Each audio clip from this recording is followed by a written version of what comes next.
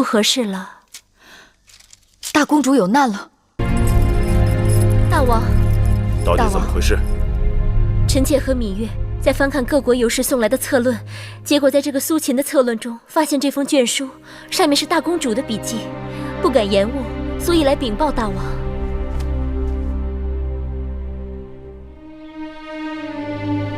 大胆小人！大王，怎么了？你自己看。那苏秦如今何在？已经派人去请了。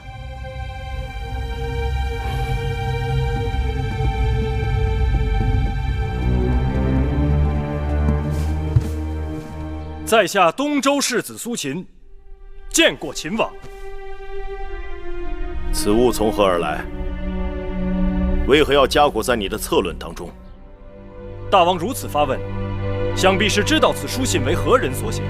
单凭一封书信，或为伪造，只怕说明不了什么吧。大王可认得此玉佩否？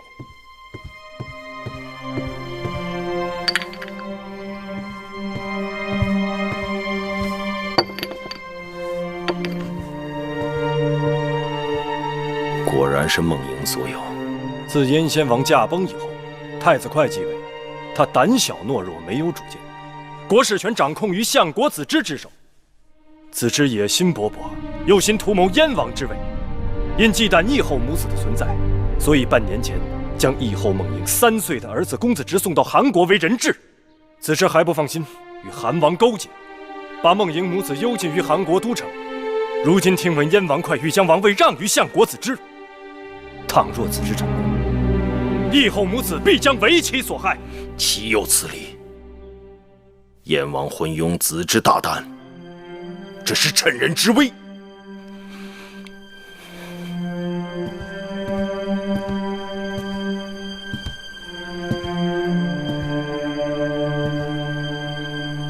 大王好像有心事。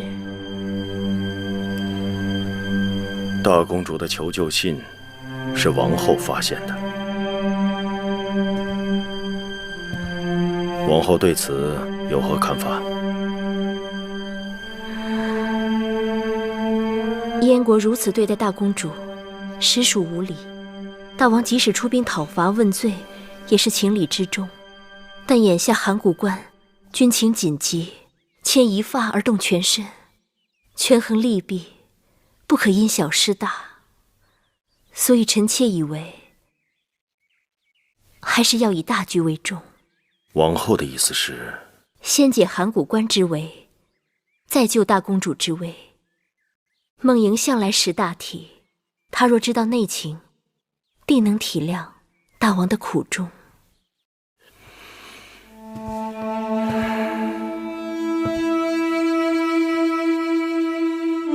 大王，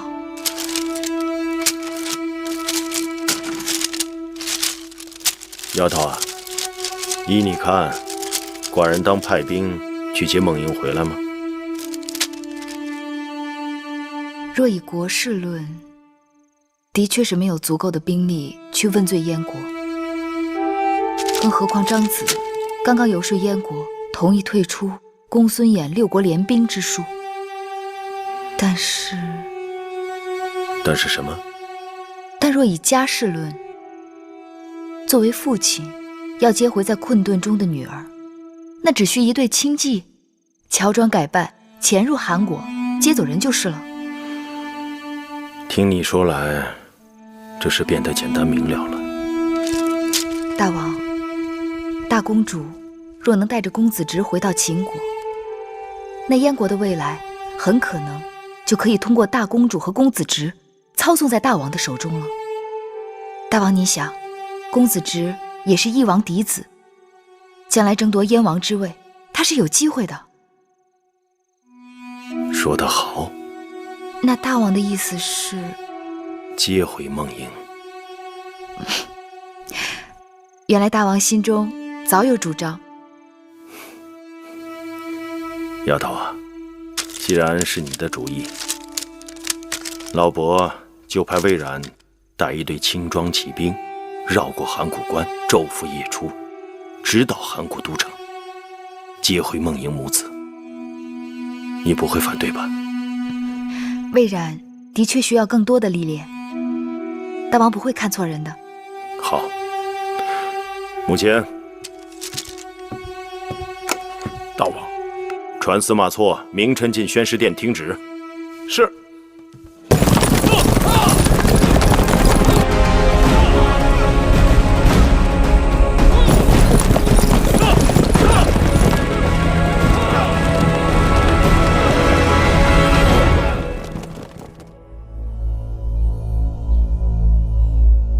王后，园子里春意正浓，花儿开得可好看了。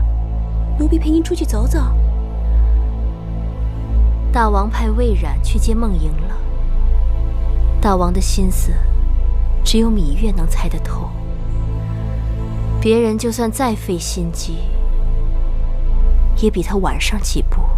王后心地纯良，哪像那个芈月，工于心计。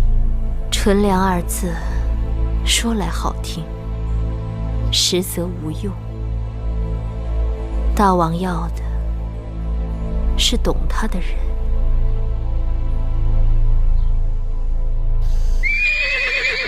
来了。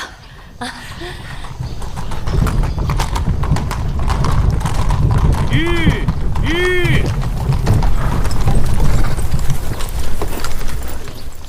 大公主，大公主，芈月，梦莹，姑母，魏冉和侄儿他们到了吗？啊，侄儿，侄儿不是跟你在一起吗？大公主和小公子在离开韩国后，在接近赵国的边境遭遇追杀，与小公子不幸失散。魏冉带人去寻找了。啊，怎么会出这种事情？走，快进宫吧，快进去。姐姐，哎，小冉，姐姐，小冉，我的侄儿呢？小公子呢？臣带着义后突出重围后，再返回去寻找小公子，不料遭到强兵阻截。这才知晓劫走小公子的是赵国赵侯雍的兵马。赵国？赵国人劫走了小公子。这事怎么会扯上赵国呢？这中间的是非曲折我也不知。大公主，大公主，梦莹，大公主，梦莹，父王，父王，我求求你救救我的儿子，他才3岁啊！父王，我求求你了，父王。梦莹，若是能救，寡人岂能坐视不管？看来此时赵侯雍早有预谋，他劫走侄儿，必然打的是挟持侄儿以至燕国的目的。此刻就是寡人再出兵攻赵，只怕也无法接回你的儿子。可我的儿子，怎么办？我的儿子怎么办？他才3岁，父王，我的儿子。放心，你儿子是燕国嫡公子，也是燕国王位继承人。据报燕王哙已经打算禅让王位给相国子之，正在择吉日举行禅让仪式。而此时赵侯雍扣着你儿子，定是为了在子之登上王位后，打着推立你儿子为燕王的名义入侵燕国。所以你的儿子是他手中的未来的燕王，赵侯雍绝不会伤害他。就算他不伤我儿，可我儿年幼，不能没有我的照顾啊！父王，我求求你，你送我去赵国，让我去赵国办几颗汽车，父王，我求求你，父王。糊涂！赵国无端劫持他人幼子，正愁着找不着借口在诸国面前为自己开脱，你却自己要送上门去。你可是为了救你，牺牲了多少大秦士兵？你说走就走，难道将国家大事、将士性命视为儿戏？几年前，为了秦国，我将我自己的一切悉数牺牲。我没有国，没有家，没有父，没有夫，我只有跟我唯一的儿子在一起，这个要求过分吗？父王，我求求你，父王，我求求你，父王，我求求你，父王。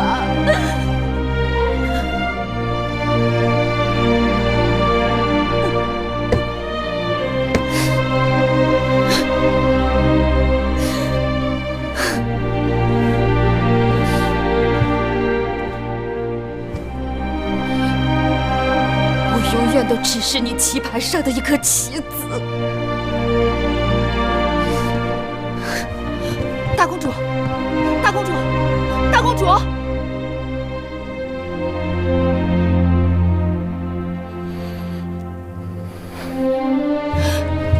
大王，大公主她……芈月，果然想一个人静一静，你也出去吧。是。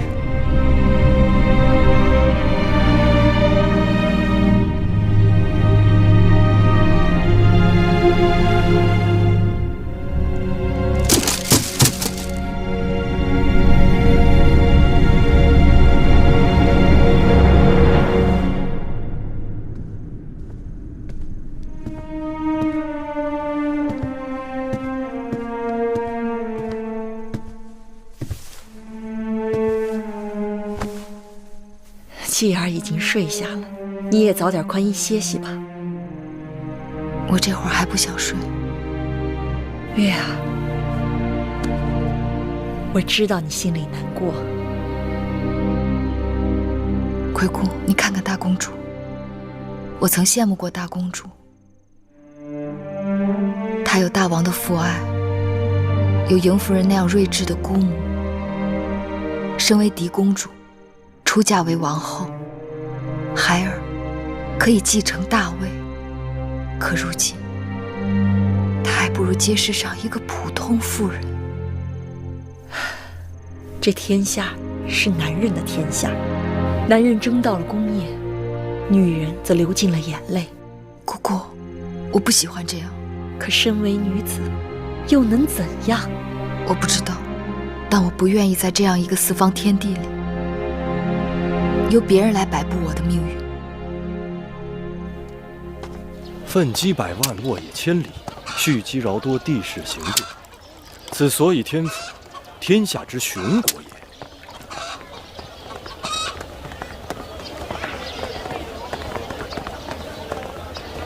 我家义后前来探望苏公子。在下苏秦参见义后。苏公子，快请起。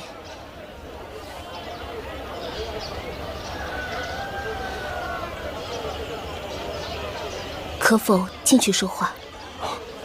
请。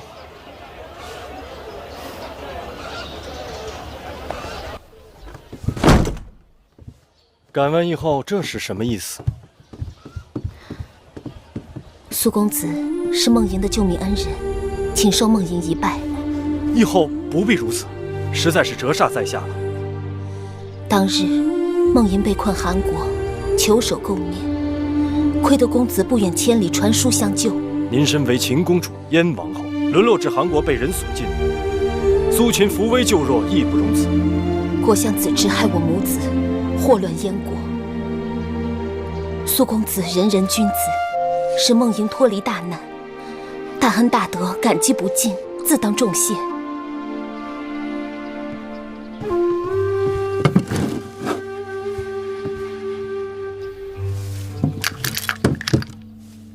公主把苏秦当成何人啊？苏公子救我于水火，梦莹无以为报。苏秦和义后乃是道义之交，苏秦只求惺惺相惜。现在看来，义后也不能免俗啊。苏公子洁身自好，梦莹知道，这点财物在公子眼中实在是一文不值。义后若真想谢苏秦，只把苏秦当做一个故友吧。至于这些财宝，在下不会接受。梦莹愚钝，既羞辱了公子，又羞辱了自己，还望公子见谅。哎，义后不必过分自责。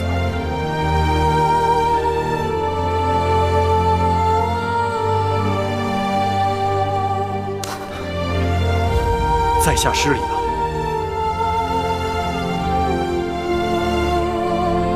咦，这是什么呀？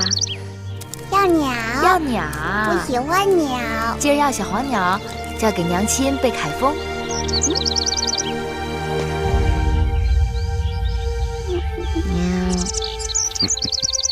继儿要是忘了的话，葵婆婆帮继儿背吧。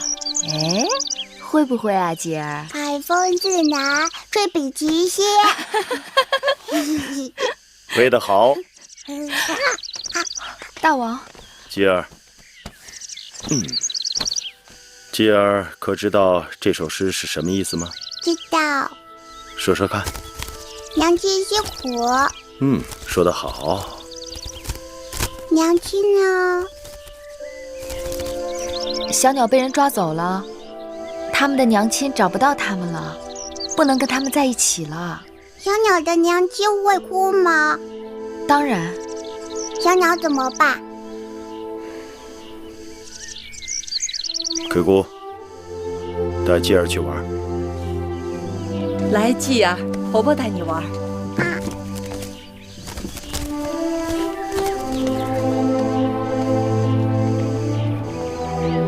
大王刚才的样子好高兴。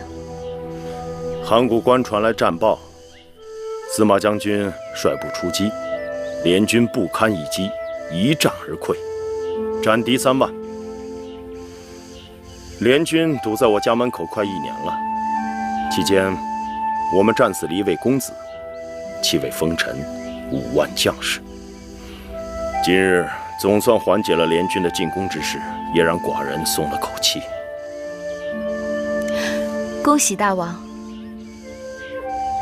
那大王，趁着函谷关大捷，大王能否让小鸟和他的娘亲从此团聚？你是在为梦莹求情？是。既然赵国在函谷关吃了败仗，折了他们的傲气，那正是大王与他们周旋的好机会。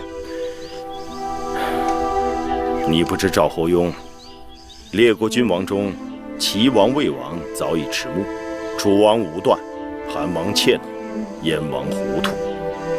能与寡人相比者，为赵侯雍，有极大的抱负和野心。如今，公子职已经落在他手中，将来必定会狠狠地咬燕国一口。若梦莹再落于他手里，只会让他有更多的机会。大公主曾为秦国牺牲了她的全部，母国是她唯一的靠山。以后还会有无数的王族儿女去为秦国牺牲。大王应该有办法让他们觉得为母国牺牲无怨无悔。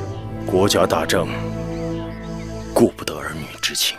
有时候儿女之情也是国家大政。人世如棋，暂且让掉一个子，是为了得到更多的子。大王，就算这次让些许利益给赵国，但并不等于将全盘都让给了赵国。但若是儿女对母国心死，是救不回来的。你为梦莹求情，是因为你跟她感情最好？不，臣妾只是说句真心话罢了。我曾有过求告无门的时候，知道那种苦。若是每个人都在别人落难的时候袖手旁观，那就别指望他自己落难的时候会有人相助了。倘若你帮了别人，到你需要求助的时候，依旧无人帮你呢？我知道这种事情不可斤斤计较，我也并非只问耕耘不问收获。但若是一分耕耘都没有，那自然谈不上收获了。大王，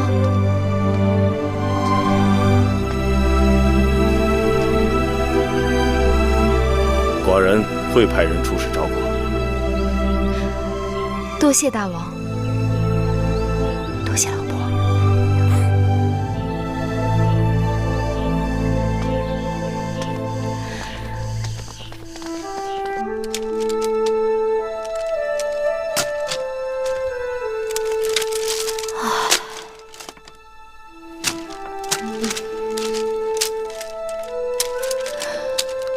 真是绝世良才，可惜啊，可惜。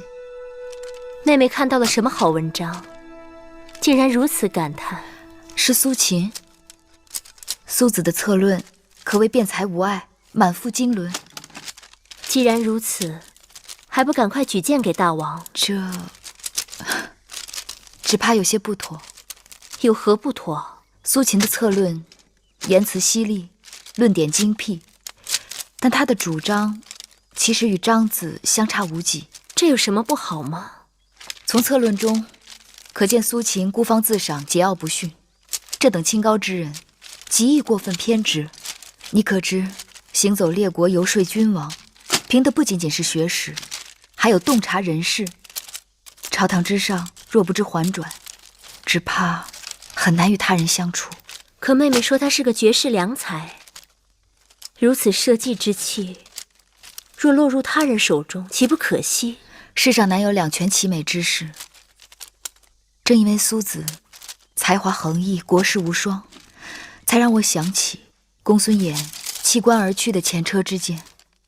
一山不容二虎，眼下秦国朝堂之上，张子深得大王重用。从策论中可窥知苏子的谋略主见与张子相似。若引荐苏子入朝，他与张子相处和睦还好，若是不和，只怕会让大王十分为难。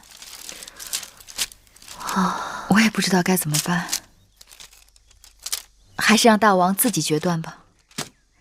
香儿，把苏秦的策论和其他选出的一并送到宣誓殿去。是。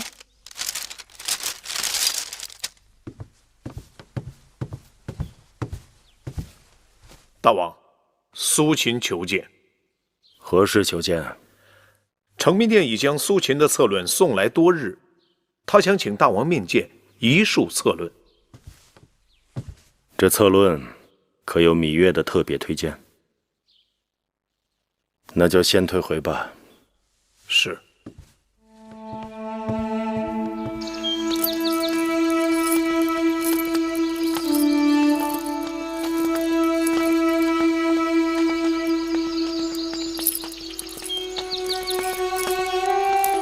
王后，大公主，大公主脸色不好，是不是哪里不舒服啊？派去出使赵国的甘茂大夫回来了。甘大夫把公子直接回来了？没有。赵侯雍先是称病不见，后又百般推诿，交涉没有结果。就算如此，大王也还是会另想办法的。王后费心了。无论怎样，大公主能在韩国将求救书信托人带出，一世吉人天下，十分难得。那带信的世子更是锲而不舍，百般不易，才将大公主的书信送到大王手中。那苏秦的确是忠义之士，救我母子于水深火热之中，大恩大德，让梦莹此生无以为报。据我所知，苏秦是饱学之士，他的才华若能得到父王的赏识，留在秦国建功立业，岂不也是美事一桩？大公主说的当然不错，不过我听说苏秦给父王上了数次策论，都石沉大海。王后是否得知原因？虽然大王让我与芈月一同研读策论，但苏子的策论从未沾过我手，都是由芈月考量。我想苏子的才华，芈月一定也看到了，定会鼎力相助，将苏子推举给大王。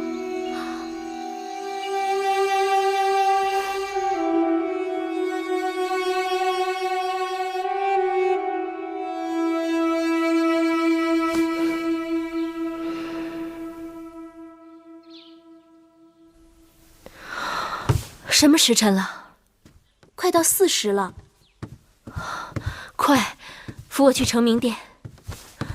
王后担心，王后最近得了头疼病，太医说让您少劳累，多休息。今日承明殿就不要去了吧。每日策论呈给大王，都是芈月在那自说自话，大王偶尔找人来研讨，眼里也都只有芈月一人。我若再不去，那承明殿可就真的成芈月一人的天下了。可王后您的身子……走吧，去承明殿。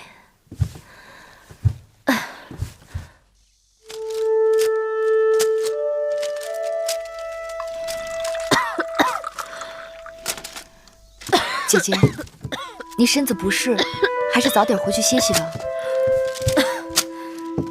不碍事。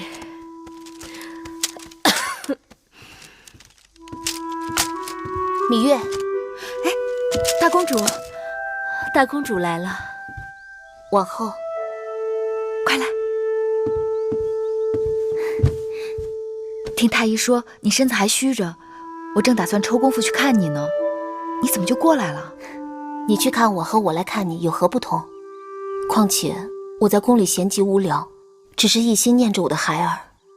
我若不出来跟你说说话，恐怕会愁闷死的。可外面天气那么冷，哎呀，你手冰冷。香儿，快去，好好烹一炉茶来。是。父王果真信任你，把这些重要的异国之策放到案头，由你随心所欲挑选安排。哪敢随心所欲？明明是战战兢兢，唯恐有所疏忽，有所遗漏。芈月做事一丝不苟。可否读过苏秦的策论？读过。是否也有点滴可取之处？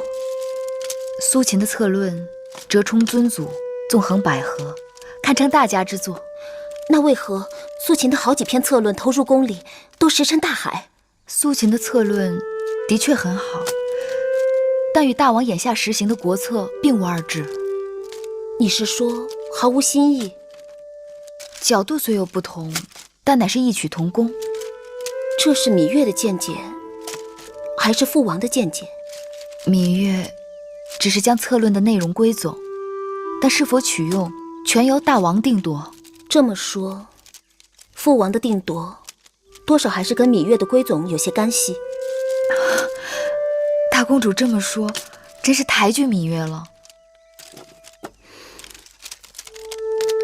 既然父王对芈月委以重任，那梦莹就不打扰了。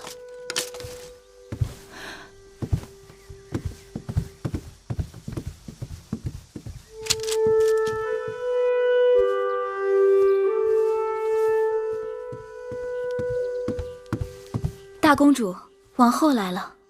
她怎么会来我这儿？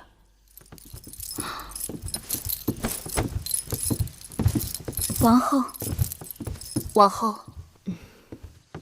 王后难得来我这儿啊，王后请坐。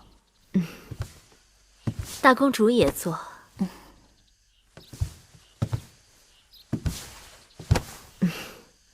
就是过来看看你。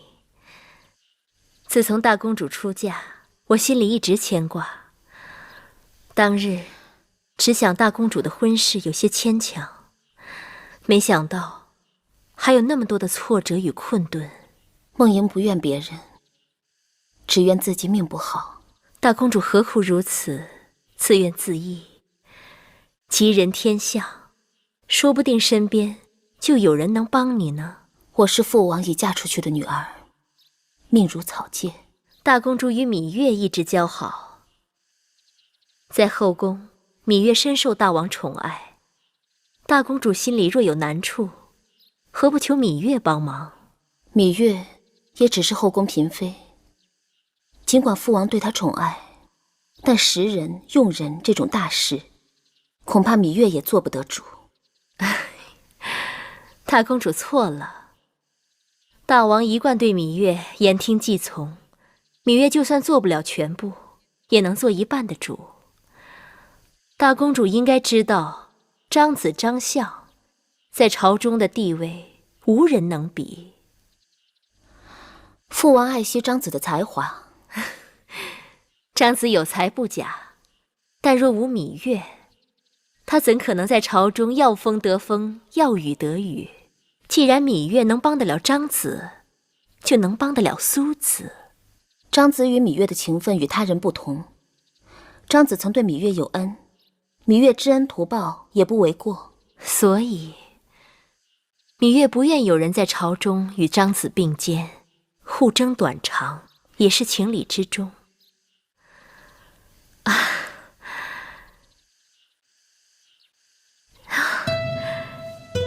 这小衣裳好讨喜呀，是大公主为公子侄做的。我日日除了思念孩儿，还能有何事可做？给他做一些衣裳，一点点裁剪，一点点缝纫，就像一点点摸着他的小身子。公子侄真是有福气，我可从没给当儿做过这么多的衣裳。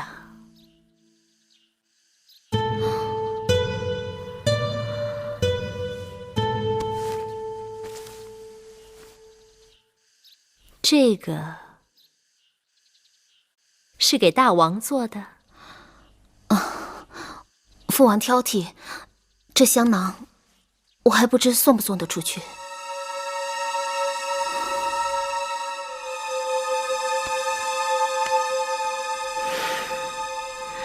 做得真精致。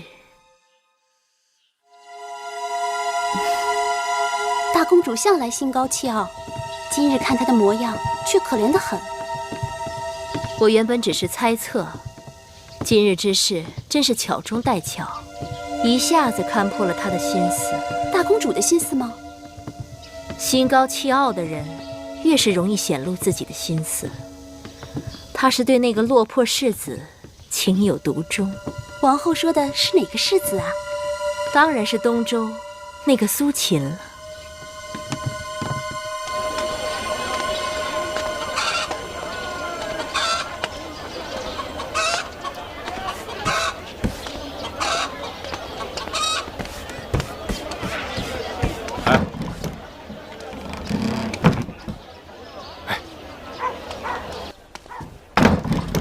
苏先生，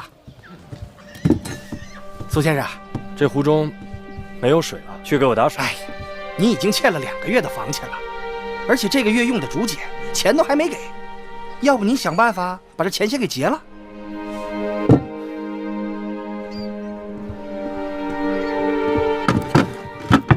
别翻那个箱子了，没有值钱的东西了，值钱的早都抵出去了。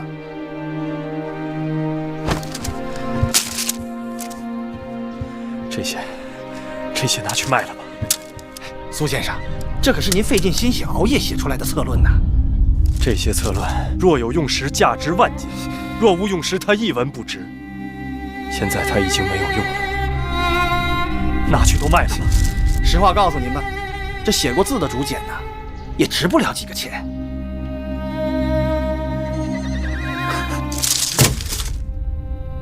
那你说，这个房间里还有什么值钱的东西？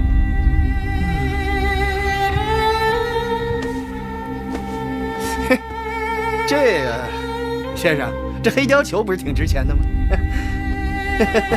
好眼光，也就它还能值几个钱。但眼下天渐凉了，我也就这一件可以御寒的衣服。先生先想法子过了眼前，再想明日的冷暖吧。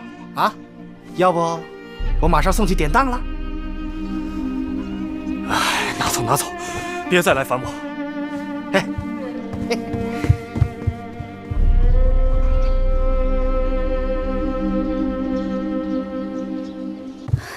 大公主，奴婢听说苏秦要离开咸阳了，怎么回事？我也是刚刚听说此事，赶紧跑来告诉您。快去给我备车，我要去见苏秦。可您的身子，我身子怎么样，自己心里最清楚。快去！是。来人，给我更衣。好皮子，那呆子哪里识货？说是当了，他就信了。哎，他已穷困潦倒，哪还顾得了这么多呀？你看来了。见过贵人。苏公子呢？走了。去哪儿了？哦，回乡了。午后出的门，说是要去东门搭乘韩国的货车。如果贵人此刻赶去，可能还来得及。货车？啊。苏公子怎会搭货车？这件裘皮明明是苏公子的，为何在你身上？苏公子数次上策论不得回音，散尽金钱，因此决意还乡。小的可怜他落魄，原本替他垫付了几个月的房钱饭钱，但苏公子清高，非要将这件裘皮抵押给我，在下难以推辞。是吗？是。那为何苏公子走得如此匆忙？好像是有事儿。可能家里有事儿。住口！肯定是你们敲诈盘剥，苦苦相逼。冤枉啊！冤枉啊！贵人，冤枉啊！如果贵人能赶得上，请将这件裘皮转交给公子。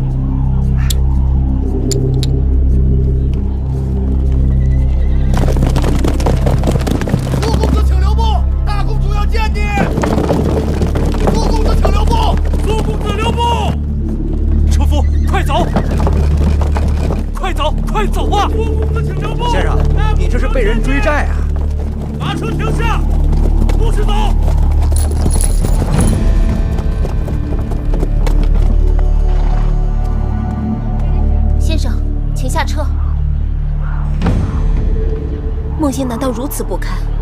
先生不辞而别，我赶来送行，你竟然不愿下车？下车！你给我下车！先生，你下车吧，免得这位女子大开杀戒。你还是下车吧。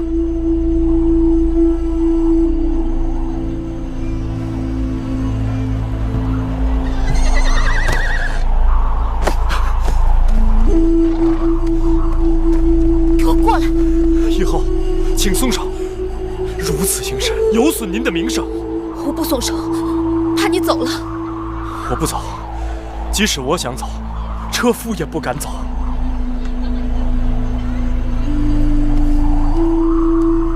是我梦萦，求你千里传书，并承诺，若你有才华，定会得到我父王重用。没想到来时气宇轩昂，去时就衣敝履。先生，是我害了你。苏秦学识不足，不得赏用，客居在外，盘缠用尽，与你无干。为何你不肯接受我的金帛？男儿膝下有黄金，就算苏秦穷困潦倒，也不想错言无地。先生何苦这般为难自己？你是秦国公主，燕国王后，该顾及你的名节身份，还有你的孩儿。先生诧异，梦萦无国无父，连唯一的孩子都被赵国劫去了。我已一无所有，还讲什么身份名节？怎么了？你母子不是一起回到秦国的吗？我们离开韩国时，遭到赵人伏击，我的孩儿被赵国劫去了。那你父王没有派人去救吗？赵侯用劫去我孩儿，打的就是劫持嫡公子，以谋取燕国王位的意图。就算秦国大军攻入赵国，都未必能夺回我孩儿。以后你受苦了。梦萦认命了，先生不必怜悯。唉，罢了。先生若有高见，还请赐教。在我看来，此事并不难办。先生若有办法，何不跟我一同回宫面见父王？不了，我数次上策论，你父王不屑一见，我又何必再自讨没趣？我随口一说，你父王愿不愿意采用，悉听尊便。先生请讲。燕国君臣意味逆天为人，不但国内动荡，更会引起诸侯不安。赵侯雍扣押了公子侄，必是为了等候燕国内乱，他好乘机以拥立公子侄为借口入侵燕国。但眼下，赵国军队还拖在函谷关，不能两面作战，想要一箭双雕，既解夫人之难，又解秦国之围的唯一办法，就是我们寻机挑起燕国的战乱，再以此迫使赵国不得不放弃与秦国为敌的策略，共同拥立公子直继位为燕王。那如何才能挑起燕国内乱？齐国。齐国？对。赵国有燕王哙之弟公子直，而燕王哙的儿子太子平却在齐国为质。燕王哙打算让位于子之，可太子平却因此失去王位，岂有不恨之理？诸国联兵攻秦，而齐国这次却没有加入。我猜他们必是为了等待更好的机会。只要在太子平身边挑起事端，齐国必将卷入燕国之乱，由此赵秦两国便可出手了。先生果然是旷世奇才，为何无人肯做伯乐石马，却使得明珠暗投？苏秦也认命了。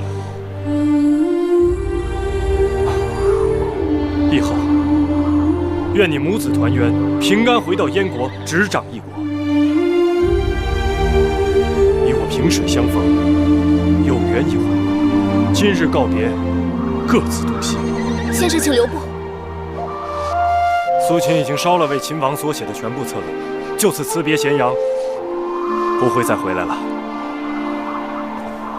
等等，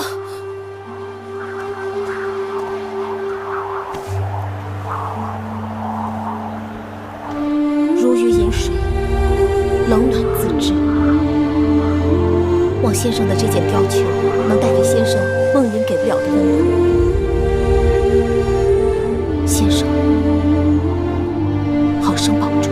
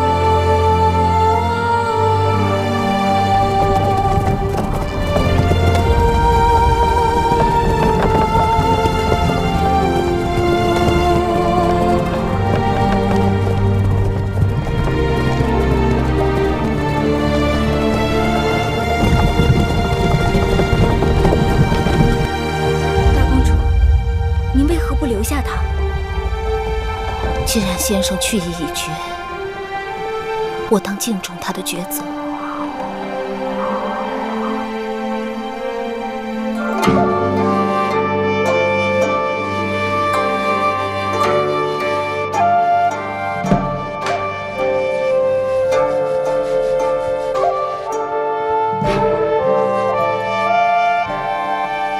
王后，好了。今日就练到这儿吧。什么事？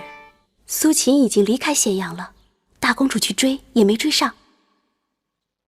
苏秦能否追回来，全在大公主；能否留下来，却在大王了。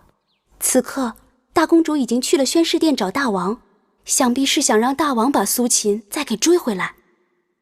父王，如此一来，诸国困秦之局可转化为列国困燕之局，秦赵两国更可借鹬蚌相争，成为最后的渔翁。这全是苏秦想出来的。是啊，父王认为是否可行？类似的谋略，张仪也提过。看来苏秦的确有才。的确如此。大王，王后来了。让他进来。是。孟莹，你先回宫歇息，我会派人速速追回苏秦，并和众臣商议此事，争取让齐王早日发兵燕国。谢父王，孩儿告退。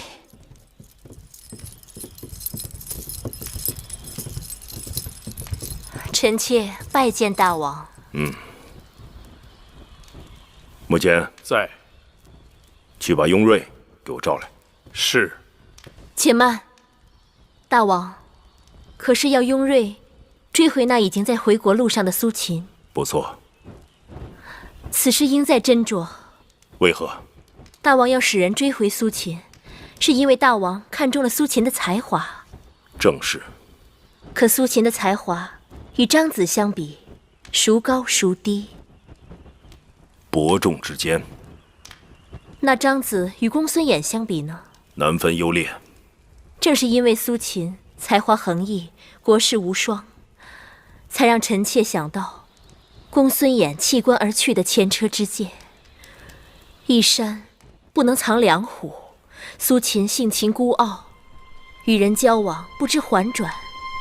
眼下秦国朝堂上，张子深得大王重用，臣妾在策论中窥知，苏秦的谋略主见与张子相似。苏秦入朝，倘若与张子和睦还好，若是不和，会让大王十分为难。王后接着说。苏秦的策论词语犀利，论点精辟，但他的主张并无新意。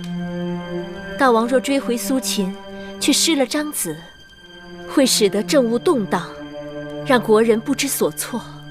治大国若烹小鲜，不可用人不定，政令反复。寡人一用了张仪，就不能再用苏秦。王后说得对，此事作罢。王后昔日与张仪嫌隙很深，为何今日来为他说话？国家大计，远胜于个人好恶。好，王后很好。大王谬赞，臣妾只是想尽微薄之力，为大王分忧。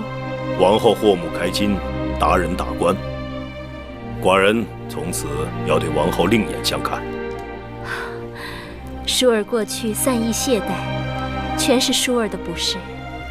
我得舒儿，如周武王得一江，楚庄王得樊姬也。大王，臣妾哪比得上一江、樊姬那样的贤后？为女子者，困于闺中，眼界小，格局小，气量小，那是天生性情，也是后天所致。古往今来，很少有女子能够出类拔萃，卓绝群伦。寡人若能遇到一二，都是珍宝。大王，臣妾日日心系秦国与大王，只要秦国昌盛，大王欢喜，臣妾死而无憾。对了，光顾着说话了。天凉了，臣妾为大王熬制的川贝秋梨膏，让大王尝一尝。好，拿来给寡人尝尝。若是觉得不错，臣妾再为您做。好。大王已经知道了王后的好处，从此会更加好好珍惜王后和公子荡。这只是开始，不过记住，千万不可在外面提起今日之事。为何？大王都说王后出类拔萃，于秦国有功呢。这功还是记在芈月头上吧。王后，你想，本来大王想派人请苏秦回咸阳，但却被人极力阻止。对呀，应当是芈月坏了大公主的好事。怎么会突然改变了主意？不是说好要派人追回苏公子吗？算我看错了他。公主知道这中间的缘由？在后宫之中，能让我父王改变主意的还会有谁？难道是芈月？除了她，我想不出第二人。议后，芈八子求见。不见，就是我身子不舒服。是。大公主平日就算身子不好，也从不会如此回绝夫人。除了身子不好，大约心情也不好。大公主好可怜，夫人该帮帮她。我想帮她，只是眼下不知如何才能帮到她。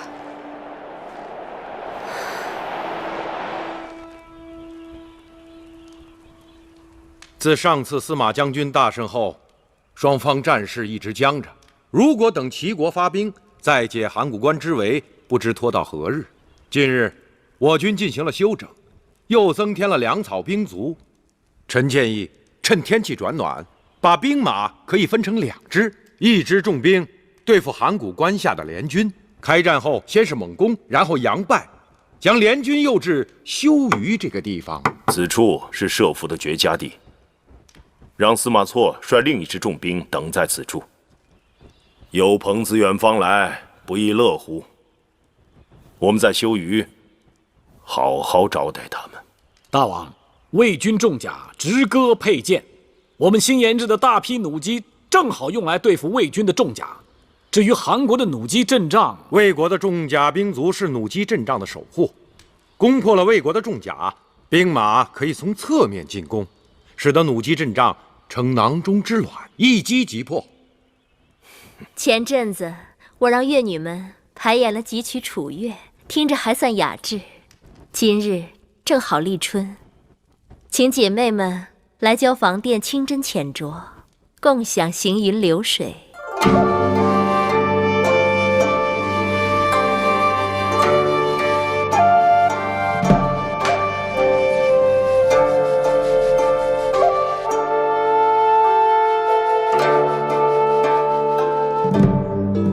来，姐妹们，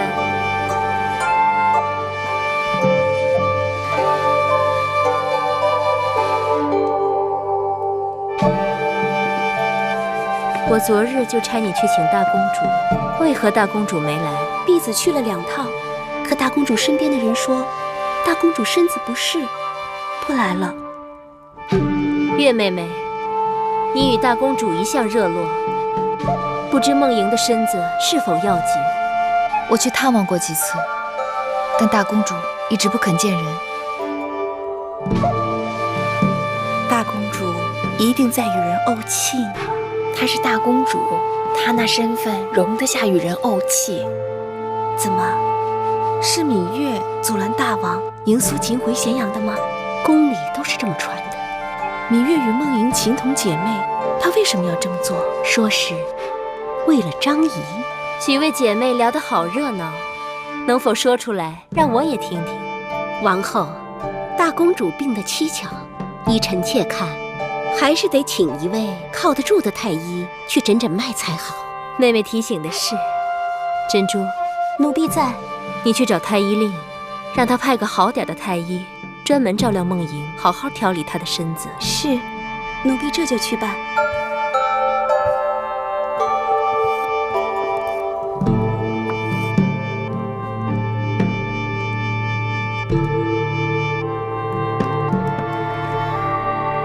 月妹妹，干一杯，为了你我的姐妹情谊。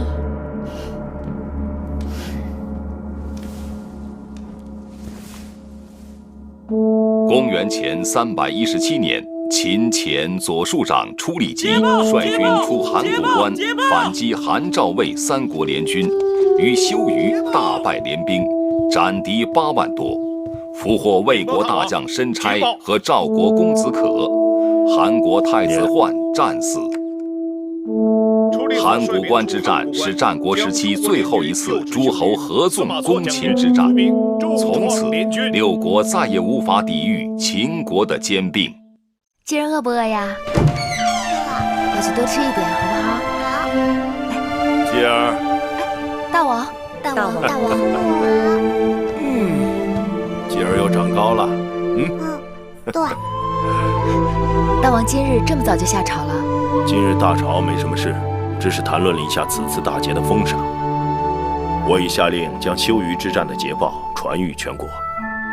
自商鞅变法以来，秦国势力日强，6国一直想联手将秦国打压下去。这一战之后，恐怕他们再也不敢小觑我大秦了。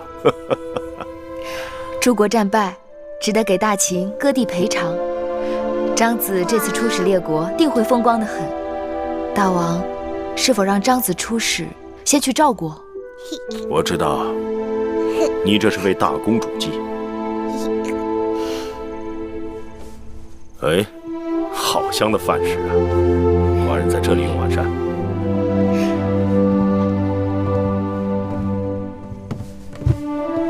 大王好口福，今日做了白果炖老鸭，鸭肉性凉，大补虚劳。今儿和大王一样，喜欢吃鸭子。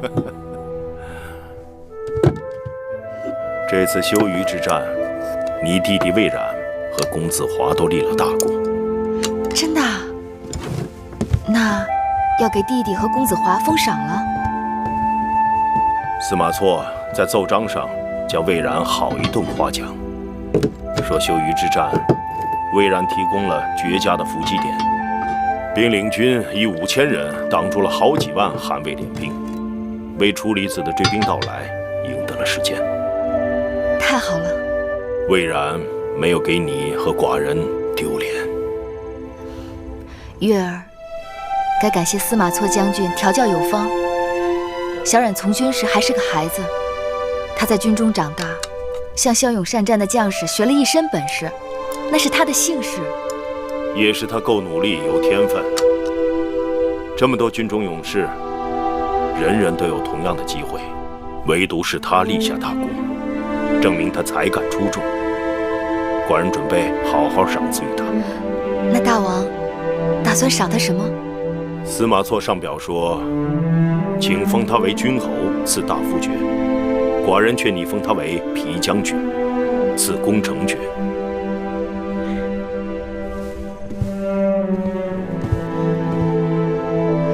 月儿多谢大王。小丫头，此次为何不谦让了？当仁不让。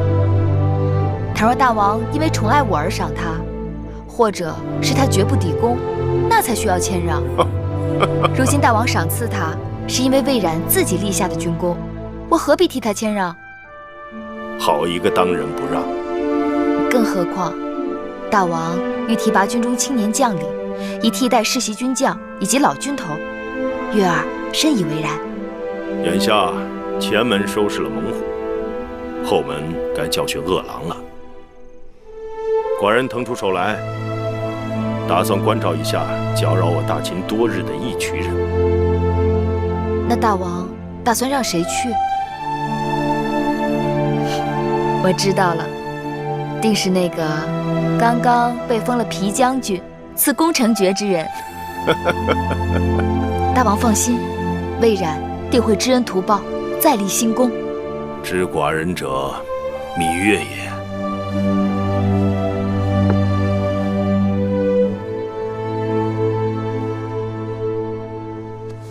痛不痛？不痛。姑姑看着都痛，公子怎会不痛啊？只是皮肉破了，又没有掉脑袋。荡儿这孩子太莽撞了。早上荡儿和壮儿一同去骑马，内侍们照应不周，2个人都从马上摔了下来。壮儿疼得直哭，荡儿却一滴眼泪也没掉。勇敢是我秦人之美德，为王者要有气壮山河、勇冠3军的气势。大王还夸他，您瞧这一身新衣，半日就被扯了好几个口子。新衣破了可以缝补，像壮儿那样，胆子破了，拿什么缝补？父王小时候也打架吗？荡儿休得无礼。父王小的时候是个打架高手。怎么样？父王小时候也打架，而且还是高手。这孩子，整日和小内侍们混在一起，摔摔打打的，我都担心他受伤。父王的天下都是打下来的，还是昨日一个打他们2个，今日我要打他们3个。好啊。公子人小志大，好厉害！壮哥哥，走！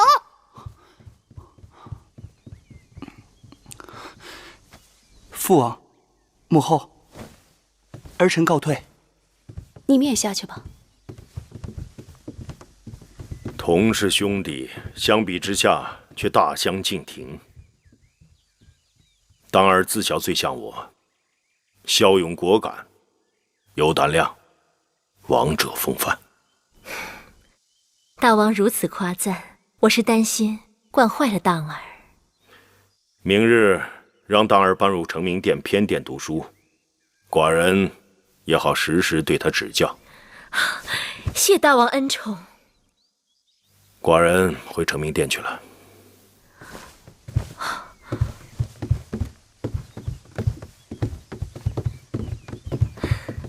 恭送大王。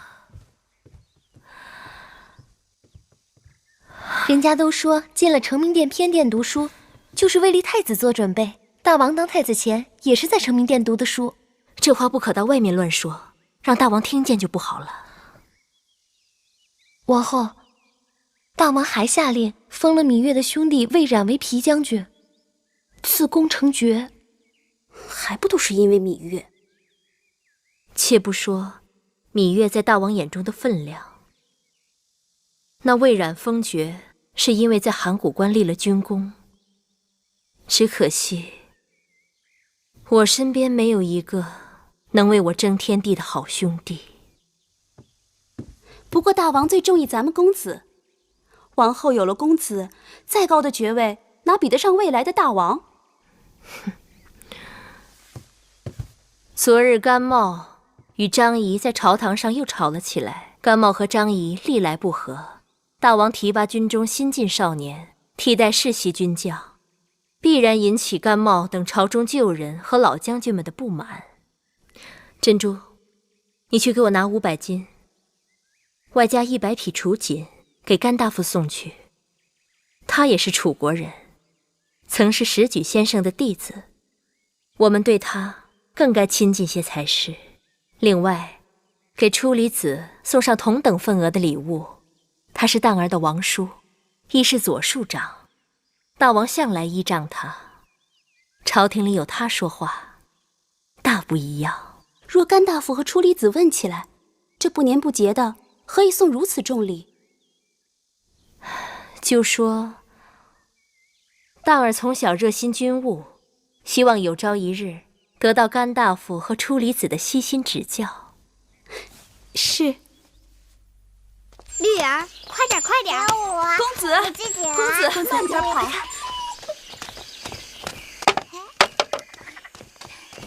公子，这是你通哥哥，快跟通哥哥打招呼。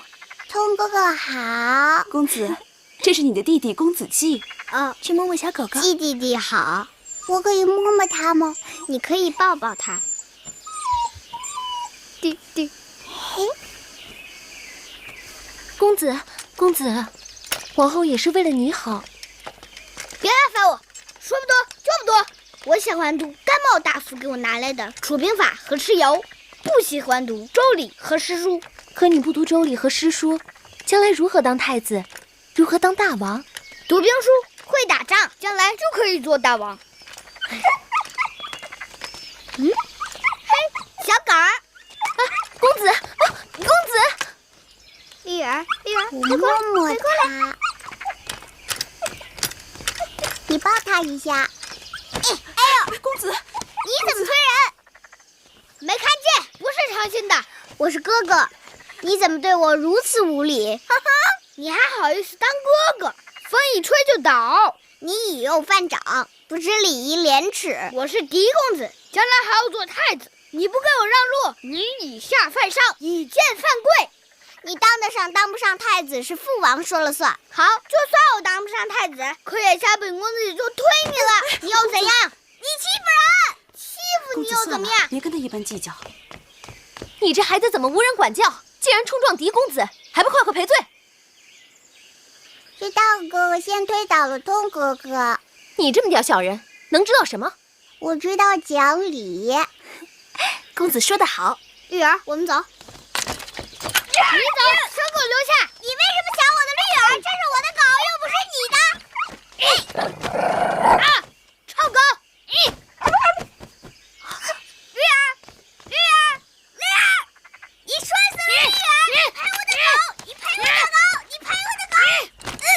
哎呀，公子没事吧？公子头，来，怎么样？公子头。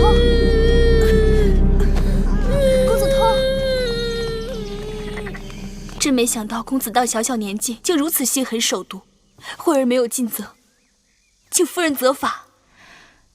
这也不能怪你。荡儿戾气如此之重，不是好事。不知王后是否有所察觉？公子通头上流了好多血，那小狗也死得好可怜。樊长史应该带着公子通去找大王讨个公道。小孩子间打架，如何让大王评理？再说了，那樊长史是最胆小怕事的人。那樊长史就只能把委屈咽在肚子里了。戾气伤人，既伤自己，又伤他人。好高兴啊，东哥哥哭了。季儿，咱们把那2只小黄鸟送给通哥哥好不好？好。季儿是个和善的好孩子。季儿，娘亲抱抱。我的小鸟给东哥哥。好孩子，娘亲一会儿给你做枣糕吃，好不好？好。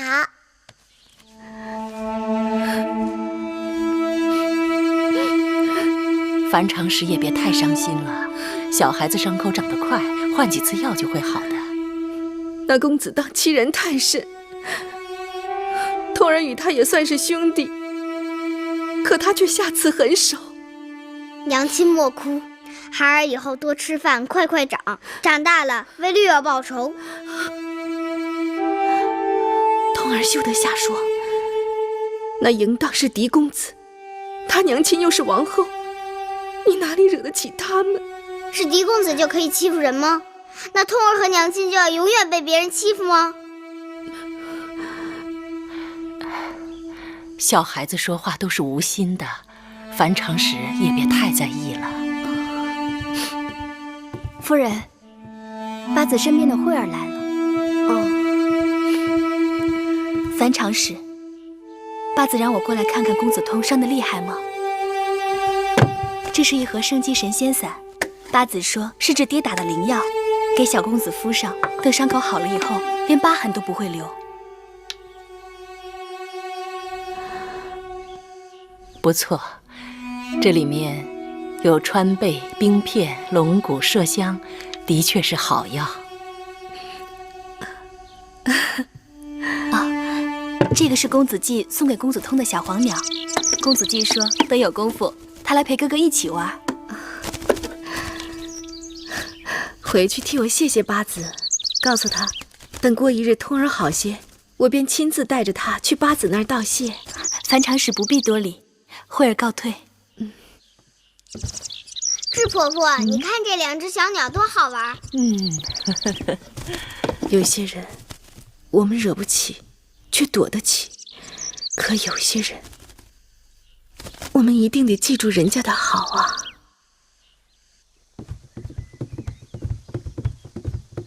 姐姐，妹妹来得正好。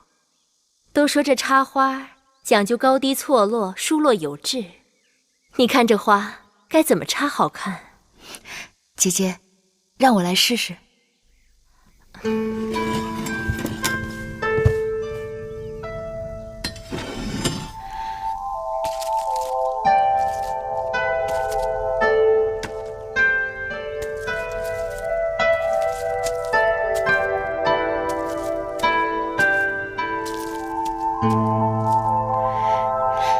姐姐，你看，这样如何？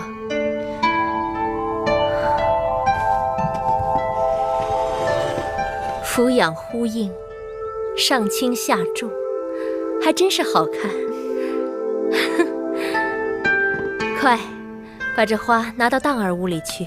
是。赐座。是。这几日荡儿在成明殿读书，辛苦得很。我担心大王过于器重荡儿，万一荡儿有点差池，反倒让大王失望。大王是希望公子有一日能成为气力大统之人。是啊，都说荡儿虽小，但有王者风范。王者应具有5德：勇、智、仁、信、忠。勇则不可犯，智则不可乱，仁则爱人。妹妹像是话中有话。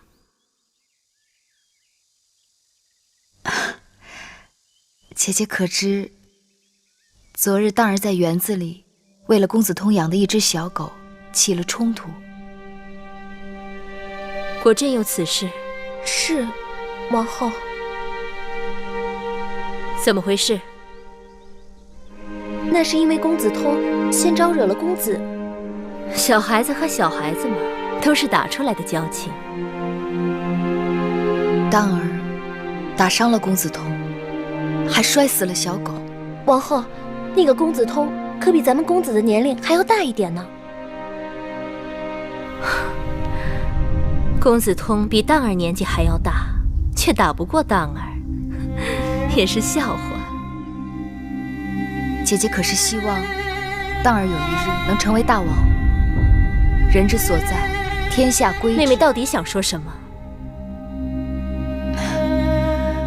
我担心当儿身上有一股戾气。当儿才多大，哪来的什么戾气？未免也太小题大做了吧。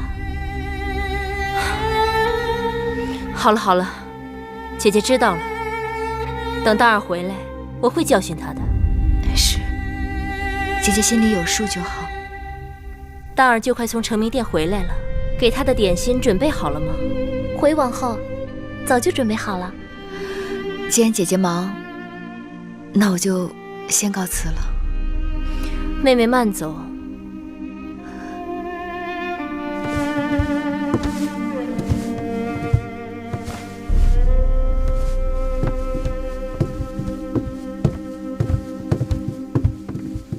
上门数落我们公子，不过是嫉恨大王恩宠我们公子，没有抬举他家孩儿。